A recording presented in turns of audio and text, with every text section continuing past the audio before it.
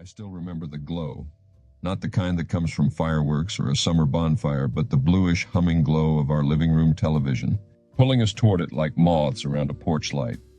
It was September 26, 1960, and everything was about to change, though none of us quite realized it yet. It was a Monday night, and dinner had barely cleared the table when Dad wheeled out the television like it was a sacred artifact. We had a 21-inch RCA Victor with rounded corners, rabbit ears reaching skyward, and it sat in the corner like a polite guest, quietly commanding the whole room. Mom dimmed the lights. My kid brother Doug tried to sneak a soda, and I, 15 and full of teenage cynicism, plopped down on the shag carpet with my arms crossed. Politics bored me stiff, or at least it had until that night.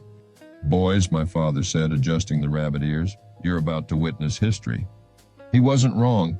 On that flickering screen, John F. Kennedy and Richard Nixon were about to meet in the first ever televised presidential debate. Kennedy, the young senator from Massachusetts with a smile that seemed painted on by Norman Rockwell himself. Nixon, the sitting vice president, already a household name thanks to his dogged style and his ever-present 5 o'clock shadow. Two men, one future, and a million eyes ready to judge not just what they said, but how they looked saying it. We weren't the only ones watching. Across the country, 70 million Americans tuned in. That's nearly 2 out of every 3 adults. Imagine that. Think about how quiet the streets must have been. Bars, laundromats, diners, all transfixed by 2 men in suits standing behind podiums in a bland Chicago studio talking about the fate of the free world. But it wasn't the content that shook people. Not at first. It was the presence, the poise, the polish. Kennedy looked like he'd just stepped off a yacht. Tanned, confident, clean-shaven. The man didn't just speak, he performed. He looked right into the camera, like he was talking to each of us individually right there in our living rooms. He wore a navy suit that caught the studio lights just right. Calm hands, straight back. He had a softness in his tone, but steel in his message. Young, idealistic, determined. Then came Nixon. He looked tired, gaunt almost, recovering from a recent hospitalization, and stubborn as ever. He'd refused makeup, saw it as vanity. But under those harsh lights, vanity might have helped. He wore a gray suit that faded into the studio background, and he seemed to look everywhere but at the camera, at Kennedy, at the moderator, at his notes. "Why does Nixon look like he's melting?" Doug asked, slurping his soda. Mom shushed him, but we all chuckled. The makeup that Kennedy wore gave him a camera-ready glow. Nixon? He looked like he'd just jogged to the studio. But here's the thing, on radio, Nixon won. His answers were sharp, grounded, confident. His arguments held water. If you only heard the debate, as millions did, Nixon came across like the seasoned statesman he was. But on TV, Kennedy stole the show. That night proved something no pollster, no analyst, no campaign strategist had fully understood yet. Presentation mattered. Style mattered. Television wasn't just a vessel, it was a weapon. A candidate could now win hearts not just with policy, but with posture. And believe me, that was a hard pill for my father to swallow. "He's too slick," he grumbled during a commercial break. "Nixon's got more experience, more grit. But Kennedy's got more, I don't know," I replied, watching the senator adjust his tie between questions. "Presence." Dad glared at me like I'd just complimented a Red Sox player in a Yankee house. But I could see it in his face. He was unsettled. Not because Kennedy looked good, but because he looked presidential. And Nixon, despite his credentials, looked weary. In that 1 hour, American politics left the print era and entered the age of image. And it wasn't going back. Now here's something folks didn't talk about back then. But you learn these things over time. Kennedy's team had practiced every possible camera angle. They knew how to light him, how to frame his face. Nixon's crew, not so much. They were still playing chess while Kennedy's team was making a movie. Even the temperature in the studio, over 90 degrees thanks to the bright stage lights, played a role. Kennedy stayed cool. Nixon? He sweated like he was on trial. That infamous upper lip of his gleamed with perspiration, and the cameras didn't miss a beat. By the end of the night, something had shifted. Not just in politics, but in our living room. My mother, who'd always been apolitical, said softly, "He reminds me of Roosevelt, in spirit, not just speech." And I, a young, cynical, self-absorbed me, felt something strange. Hope. Not because I knew his policies or understood the economy. Heck, I didn't even understand my geometry homework. But because he made me believe that maybe, just maybe, the world wasn't beyond repair. That maybe with the right words and the right light, you could speak something new into being. And that, my friend, is where our story really begins. Before the cameras rolled, before Kennedy's jawline became the stuff of legend, there was a backstage. And let me tell you, that Chicago studio backstage wasn't the polished command center you'd imagine today. No stylist with earpieces. No branding consultants whispering authenticity every 10 seconds. Just heat, nerves, and the low hum of a nation holding its breath.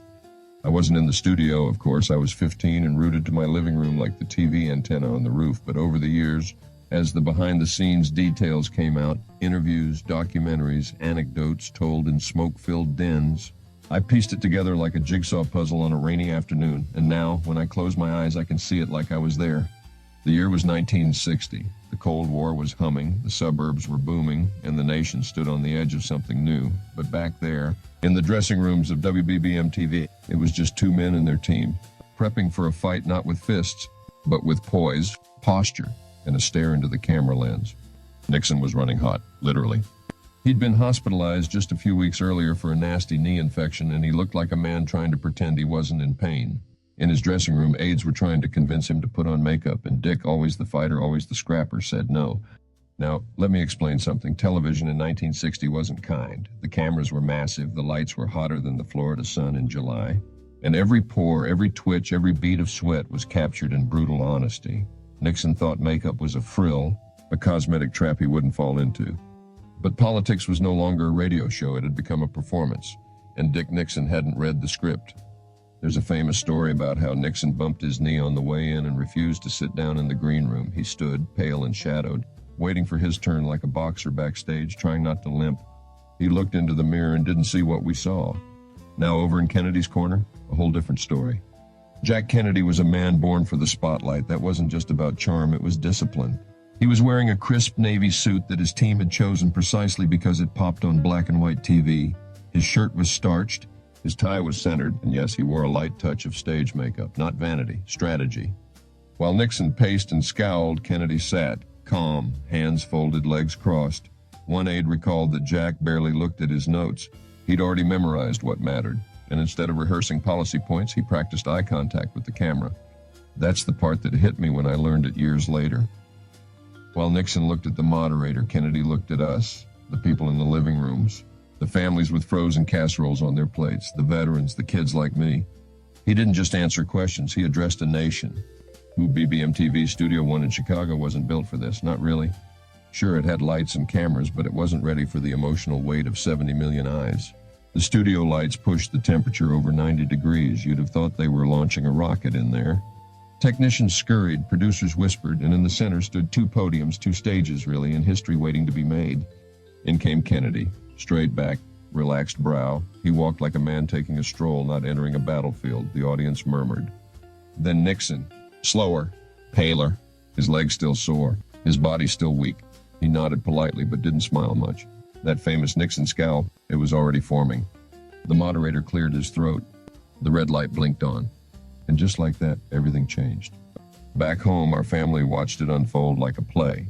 But what we didn't see, what the cameras couldn't capture, was the psychology crackling beneath the surface. Kennedy had studied how to talk to the camera. Nixon had studied how to talk at the room. And that difference, it was everything. You could almost see it when the first question landed. Nixon looked over, spoke confidently, even nailed his answers, but looked like he was searching for a blackboard to write on. Kennedy, meanwhile, looked into the barrel of the camera like it was an old friend. We were mesmerized, not because he said something magical, but because he made us feel seen. And in 1960, that was rare. My dad sat frozen in his chair. He was a Nixon man. Law and order, he'd say. Loyal. Smart. But that night I watched him fidget. I watched him scratch his chin when Kennedy spoke. I saw him cross and uncross his legs. It wasn't just what Kennedy said. It was how he looked saying it. Doug, my brother, didn't care about politics. He was 7. But halfway through, he looked at me and whispered, "Why does Nixon look like he's going to cry?" I shushed him, but the truth hit hard. That's when I realized this wasn't a debate. It was a performance, an audition for who America wanted to stare at for the next 4 years. And Nixon, for all his grit and grind, wasn't built for the spotlight, at least not this one. I don't think I truly understood what was happening until the moment the camera cut to a split-screen shot. There they were, Kennedy and Nixon, side by side. One looked like he'd just stepped out of a magazine cover. The other looked like he'd just come back from a 3-day stakeout. It was almost unfair. Nixon was sweating. His gray suit blended into the backdrop, his jaw clenched. Kennedy, cool, crisp, confident. He didn't blink more than he had to. In my living room, you could hear a pin drop, except for Doug, who had decided to lie upside down on the couch and whisper, "Why does one of them look like a ghost?" My father gave him a look. But it wasn't just us. That was the night America realized something it hadn't before. You could know things. You could say things, but if you didn't look the part, you'd already lost half the crowd. You've probably heard that old stat, the folks who listened on the radio thought Nixon had won. That's true, to a point. He sounded like a seasoned leader. He knew the facts. He laid out his policies. But here's the thing. Television was a new beast. It didn't just want substance. It demanded style. Television made politics visual. And when politics becomes visual, everything counts. Your posture, your color choice, the gleam in your eye when you deliver a line like it's a punchline and a promise all in one. Kennedy had it. Nixon didn't. Simple as that. And yet both were saying largely the same things: civil rights, the economy, foreign policy. They debated Cold War strategy, farm subsidies, missile gaps, but none of that would stick in the minds of Americans like Kennedy's tan, his teeth, and his trust me smirk. It wasn't fair, but it was real. That night, style met substance, and beat it 2-1. I remember looking over at my mother during the second half of the debate. She had her knitting needles in hand, not because she wasn't watching, but because that's how she processed nerves. Her foot tapped, her eyes never left the screen. She whispered, "That boy is going to be president someday." She meant Kennedy, and she said it like she already knew. Not because of what he'd promised, but because of what he projected. Authority, optimism, youth, hope with a haircut. It was the first time I realized we weren't watching a debate. We were watching casting day for the role of leader of the free world. Later, I'd read about polling data from that night, how a Gallup poll taken just after the debate showed a shift, slight but seismic. People weren't switching parties. They were leaning, hesitating, reconsidering. Kennedy had closed a gap in 1 hour that Nixon had taken months to build. In political war rooms across the country, phones rang off the hook. Pollsters and consultants scrambled to understand it. In living rooms, it was simpler. People didn't say, "I've reconsidered my stance on NATO." They said, "He seems more confident," or "He looks like a leader." Or, and I remember this one clearly from our neighbor Clara down the street, "He's got the kind of face you trust on a bad day." That was the moment it shifted. Elections wouldn't just be about ideas anymore. They'd be about images. There's a photo from that night, taken just after the debate ended. Kennedy's walking out, shaking hands, smiling. Nixon's in the background, hunched slightly, sweat-darkened shirt collar, jaw clenched. He looks like a man who didn't lose, but who realized the rules had changed, and he hadn't been told. In later years, Nixon would blame that night for his loss. Was it the only factor? Of course not. But it was enough of one. Because that was the night millions of Americans saw, not just heard, the future. That debate wasn't just about Kennedy and Nixon, it was about us. It was about who we were becoming, a visual people raised on television, fed by imagery, learning to judge not just on what we were told, but on how it was framed. After that night, no presidential candidate would take the screen lightly again. Makeup artists became campaign staff. Lighting consultants got pulled into briefings. Camera angles were debated like foreign policy. Politics had gone Hollywood, and none of us could look away. The sun rose on a country that hadn't quite realized it had changed. My alarm clock clicked on at 6:45, same as always, and the AM radio sputtered into life with a tinny version of Perry Como. I was halfway through brushing my teeth when I heard it. And in last night's first ever televised presidential debate, that's when I jogged back to the living room in my socks, nearly wiping out on the linoleum. I flicked on the Zenith. The local anchors were already replaying clips.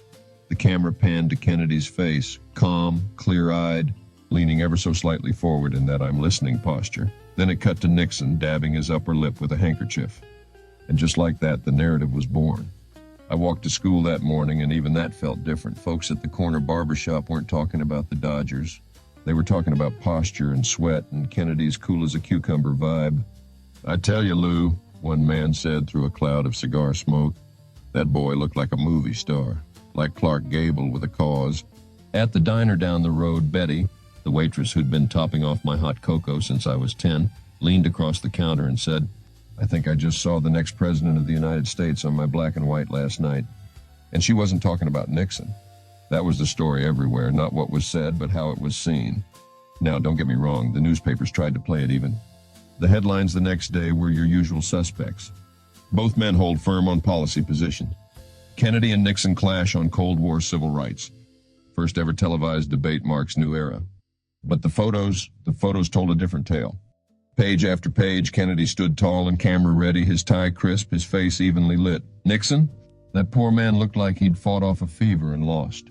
The makeup he refused to wear, a point of pride, supposedly it made him look washed out and wan. You didn't need to read the editorial to know who won. You just had to look at the pictures. That's what Earl, my neighbor who worked down at the GM plant, said as he mowed his lawn later that week. I laughed, thinking he was joking. He wasn't. My TV voted, he said again, wiping his brow. Didn't even wait for me. It was funny at the time, but in hindsight it was prophetic. Because for the first time it wasn't just about what you stood for, it was how you stood, how you carried yourself, how the living rooms of America saw you when you thought you were just answering a question about Berlin. The television had become America's new truth filter, and for better or worse, it didn't blink. There was a moment, right about halfway through the debate, where Nixon spoke about his time as vice president. He listed countries he'd visited, leaders he'd met, decisions he'd helped shape, and Kennedy, he just nodded. When it was his turn to speak, he didn't counter. He simply said, "The question before us is which point of view and which party do we want to lead the United States?"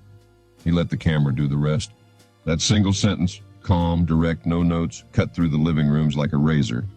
I remember sitting back in my chair, goosebumps on my arms, realizing this guy knows how to use silence.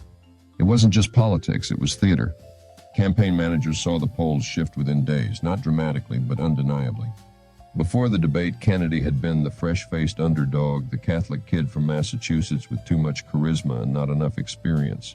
After, he was a contender, a serious one. The Democratic base fired up. Young voters, a term still finding its legs back then, leaned in. Even a few of my father's poker buddies, staunch Republicans for life, started muttering things like, maybe he's got something. It wasn't that Nixon had failed. It's that Kennedy had arrived. The Thursday after the debate, we had a mock election in my high school civics class. Now keep in mind, this was Texas. This was oil country, church-going country, Nixon-loving, Eisenhower-worshiping country. But when the ballots came in, Kennedy, by a landslide. Our teacher stared at the results and said, well, that's unexpected. Doug, remember Doug, my upside-down couch brother, just whispered, TV don't lie. Now my household was split. My mother was all in for Kennedy. After that night, my father, on the other hand, still Nixon, still the man who'd stood with Eisenhower, who'd known war, who'd gotten his hands dirty in international affairs. You can't trust a pretty face, he'd grumble over his newspaper. Mom would smile and say, sometimes you can. The tension never came to blows, just quiet debates over dinner, sideways glances during Sunday broadcasts. But even that tension was new. Television had come into our home and turned a private decision into a public conversation. Looking back now, it wasn't just a debate. It was the moment American politics changed forever. From that day on, campaigns weren't just about policies, they were about presence. They were about being seen, not just heard. The debate was over, but the show had just begun. I don't think I'll ever forget the look on my mother's face the night the returns came in. She sat on the edge of the couch, apron still dusted with flour from her famous pot roast, gripping the edge of a throw pillow like it might fly out of her hands. My father stood behind her, arms folded, jaw locked tight like a man watching the final inning of a tied World Series game. The Zenith TV glowed like a shrine, and across the country, in gas stations, diners, Navy barracks, and beauty salons, millions of Americans were doing the exact same thing, holding their breath, waiting for a new kind of tomorrow. Election night, November 8th, 1960, felt different from the others we'd lived through. Maybe it was because so many of us had seen these men in action just weeks earlier, had watched them not just speak, but exist in our homes. Kennedy's voice still echoed in the back of our heads like a favorite song. Nixon's tension still crept up our spines like static on a sweater. My Uncle Roy brought over an extra radio just in case the antenna went haywire. My Aunt Louise showed up with Jell-O salad and 3 kinds of pie, because if we're going to pick the next president, we're doing it full and sugar-loaded. The kids, all of us cousins, were told to settle down or go outside, but none of us moved. This wasn't just about grown-ups anymore. This was history unfolding in real time, and it was ours to witness. I remember the moment Illinois came in. Our living room erupted. For weeks, the state had been a dead heat. Kennedy had fought hard in Chicago, shaking hands, kissing babies, holding rallies with Sinatra's music blaring from flatbed trucks.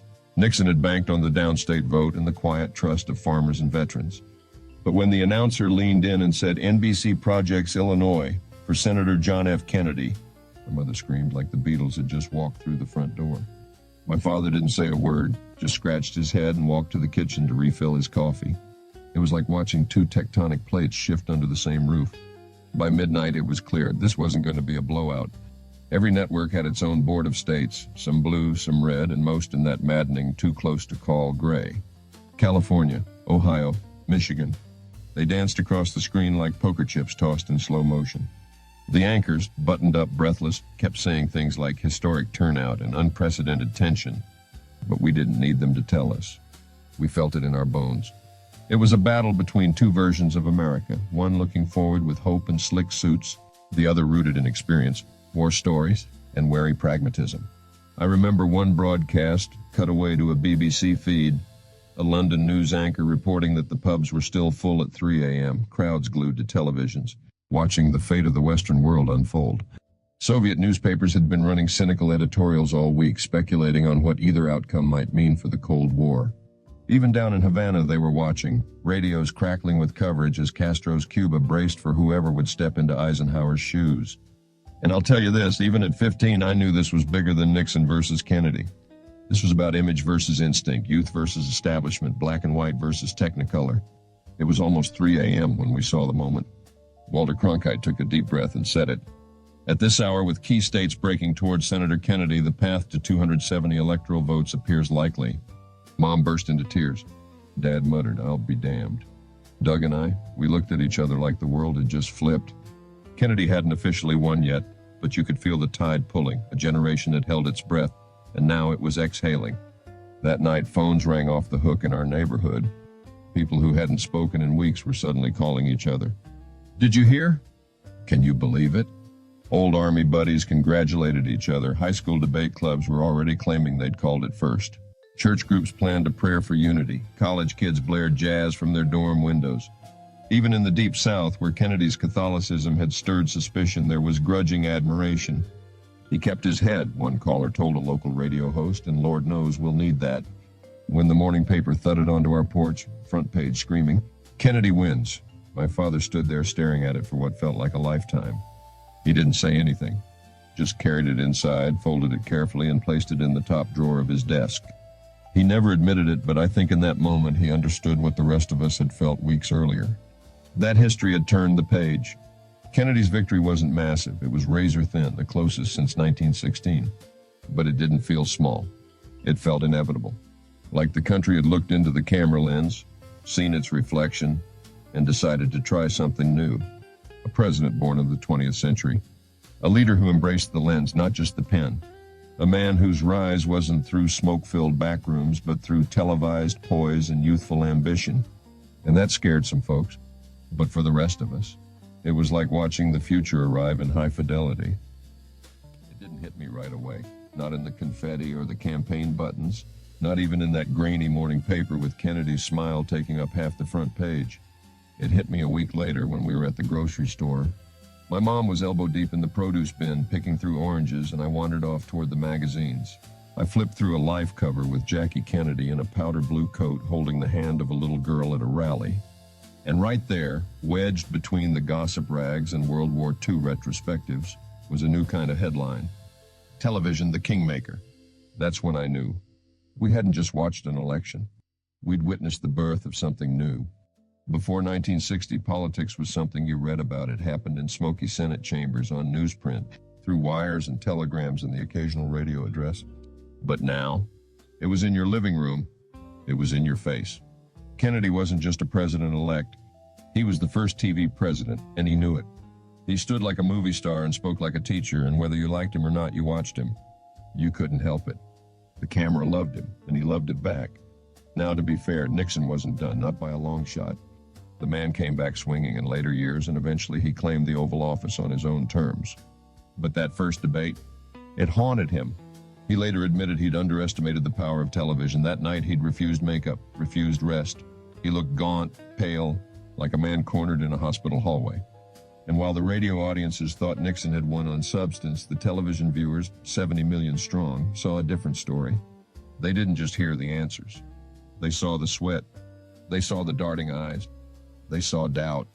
After that, no politician made the same mistake. You could feel it in the way they walked, the way they held their hands during speeches. Suddenly, every stump stop had a camera crew. Every press secretary had a lighting guy. Every jacket was tailored. Every smile rehearsed. America had changed its mirror. We no longer looked to the podium. We looked to the screen. And the screen, it showed us everything. You have to remember, back then there was no internet, no streaming, no YouTube algorithm deciding your bedtime. There was just the box. One channel at a time, one national conversation. And that living room, that was sacred ground. It's where we debated over meatloaf, where dads grumbled and moms sighed, where kids peeked between the fingers they were told to close over their eyes. Television didn't just broadcast information, it bound us. It gave us common ground, the same jokes, the same tears, the same heroes. Kennedy knew that, and so did every president after him. Of course, history didn't stay shiny for long. The 60s unraveled fast. Vietnam, protests, riots, assassinations. Camelot cracked at the edges, and our trust in that screen, well, it got complicated. By the end of the decade, we were watching tanks roll through college campuses. We were watching astronauts walk on the moon and wondering what it all meant. The screen was still sacred, but now it showed us everything, even the things we didn't want to see, even the things we couldn't forget. But that night in 1960, that first debate, that was still magic. One night, the country had watched the future arrive, pressed up against the glass, eyes wide, breath held.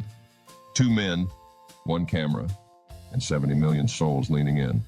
It wasn't just politics. It was performance. It was presence. And from that moment on, presence became policy. Sometimes I wonder what my father would say about politics now.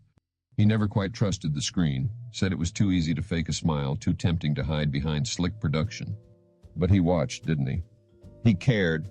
He argued. He yelled at that zenith like the men inside could hear him. And he never missed a debate after 1960. Not a single one. Legacy in every lens. Today, kids carry the whole world in their pockets. Every speech is a TikTok clip. Every campaign trail stop is a meme. But the DNA of modern politics, it traces right back to that September night in 1960. The moment Kennedy leaned into that camera. The moment Nixon blinked just one too many times. The moment America realized that how you say something matters just as much as what you say. Maybe more. We still feel it. Next time you see a candidate smile just a second too long, or dodge a question with polished ease, or pause dramatically before a soundbite, tip your hat to that stage in Chicago, because that's where it started. That's where America learned to vote with its eyes. And as for me, well, I still keep that Life magazine tucked between my old baseball cards and my father's watch. Sometimes I pull it out, flip to Jackie's photo, and think about that night. The TV glow, the popcorn, the hum of a nation daring to imagine itself differently. And I smile, because I was there. I saw the first real spark of modern America. And it flickered, bright and bold, right there in our living room. Back when remote controls had legs, ours. And if the rabbit ears weren't working, well, you were the antenna. We didn't just watch histories, we squinted through static and made do with lukewarm TV dinners. If that brought back a memory or two, don't worry. I've got plenty more where that came from. Stick around, we're just getting started.